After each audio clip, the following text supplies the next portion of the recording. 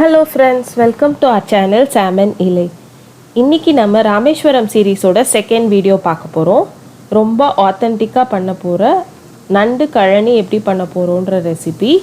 இப்ப பாத்தீங்கன்னா இந்த நண்டெல்லாம் உயிரோட ஃப்ரெஷ்ஷா புடிச்சிட்டு வந்த உடனே பண்ண ரெசிபி இது. இதை எப்படி க்ளீன் பண்றதுன்ற process இப்ப நம்ம பார்க்கலாம்.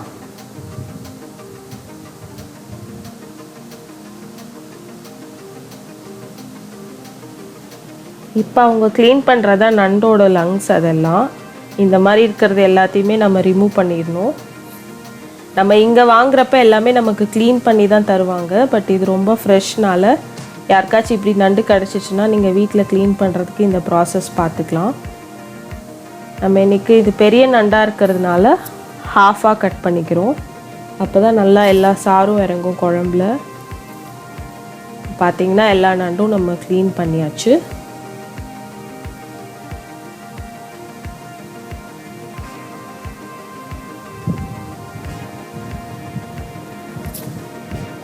இப்போ நம்ம ரெசிபிக்குள்ளே போகலாம். நமக்காக இந்த ரெசிப்பியை ஃபாத்திமா அம்மா செஞ்சு கொடுத்தாங்க. அவங்களுக்கு ஃபஸ்ட்டு தேங்க்யூ. ரொம்ப ஆத்தென்டிக்கான இந்த ரெசிபி நமக்கு எல்லாருக்காகவும் ஷேர் பண்ணதுக்காக.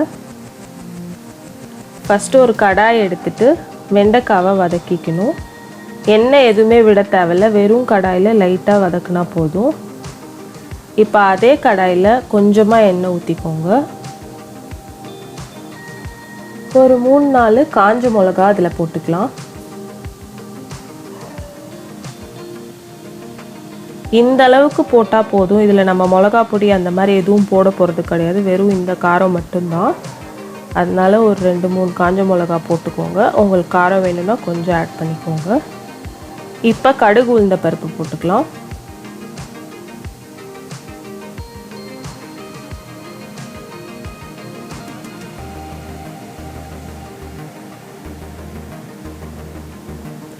கடுகு பொரிஞ்சதும் கருவேப்பிலை, வெங்காயம் இது ரெண்டும் ஆட் பண்ணிக்கோங்க.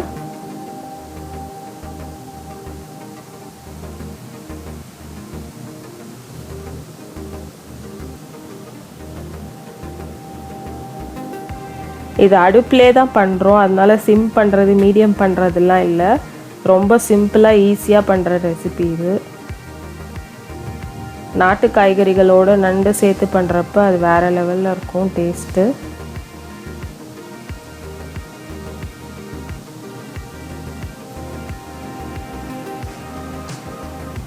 இப்போ வெங்காயம் வதங்கினதுக்கப்புறம் தக்காளி ஆட் பண்ணிக்கிறோம். கொஞ்சம் தட்டு போட்டு தக்காளி மூடிக்கலாம். இவங்க பார்த்தீங்கன்னா கத்திரிக்காய் செடி, மிளகா செடி எல்லாம் அவங்க வீட்டிலே வச்சுருக்காங்க. இதை நம்ம இங்கேருந்து தான் யூஸ் பண்ண போகிறோம், கத்திரிக்காவும். இப்போ தக்காளி வெந்துருச்சு. இந்த ஸ்டேஜில் நம்ம பறித்த கத்திரிக்காய் இதில் ஆட் பண்ணிக்கலாம். இது ரொம்ப சிம்பிள் ரெசிபி, ஆனால் எல்லாமே ரொம்ப ஃப்ரெஷ் இன்க்ரீடியன்ஸை ஆட் பண்ணுறதுனால டேஸ்ட் ரொம்ப நல்லா வரும். இது ஒரு சைட் டிஷ் மாதிரி வச்சுக்கலாம் சாதத்துக்கு. இப்போ கத்திரிக்காய் வேகட்டும், ஒரு 10 மினிட்ஸ் வேக விடலாம்.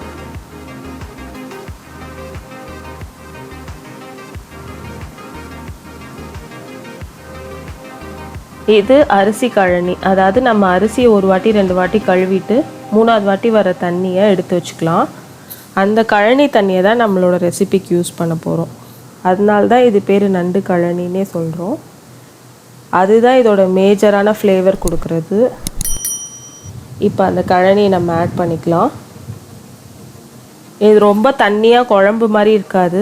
இப்போ நம்ம போட்டிருக்கோம் தண்ணி, கழனி தண்ணி போட்டிருக்கோம். பட் நம்ம நண்டு எல்லாம் போடுறப்ப கரெக்டாக நமக்கு ஒரு பதத்துக்கு வரும். இப்போ நம்ம வெண்டைக்காய் எடுத்து வச்ச வெண்டைக்காவும் நண்டு இது ரெண்டத்தையும் ஆட் பண்ணிக்கலாம். இதில் நிறைய நண்டு போடணும், முழுசாக போடணும் அப்படிலாம் இல்லை.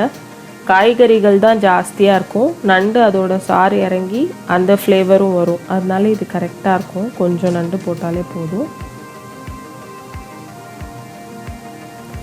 இப்போ இதை மூடி போட்டு ஒரு 15 மினிட்ஸ் விட்டுடலாம்.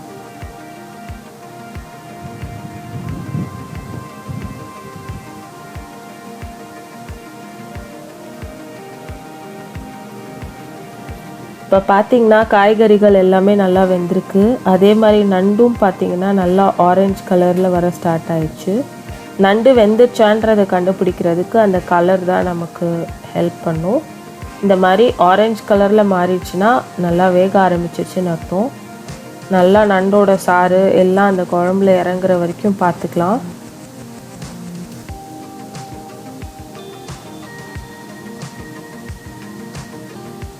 அவ்வளோதான். இப்போ பார்த்தீங்கன்னா நல்லா எல்லாம் சேர்ந்து காய்கறி நண்டு எல்லாமே சேர்ந்து சூப்பரான ரெசிபி நமக்கு ரெடி ஆயிடுச்சு. ரொம்ப ஆத்தென்டிக்காக பண்ணுற ரெசிபி. கண்டிப்பாக இதை ட்ரை பண்ணி பாருங்கள். எல்லாமே ஃப்ரெஷ் இன்க்ரீடியன்ட்ஸ் யூஸ் பண்ணி நமக்காக பண்ணி காட்டிருக்காங்க. நிச்சயமாக ட்ரை பண்ணிட்டு உங்களோட ஃபீட்பேக்ஸ் மறக்காமல் ஷேர் பண்ணுங்கள். அடுத்த ராமேஸ்வரம் சீரீஸ் வீடியோவில் சந்திப்போம். Thank you friends.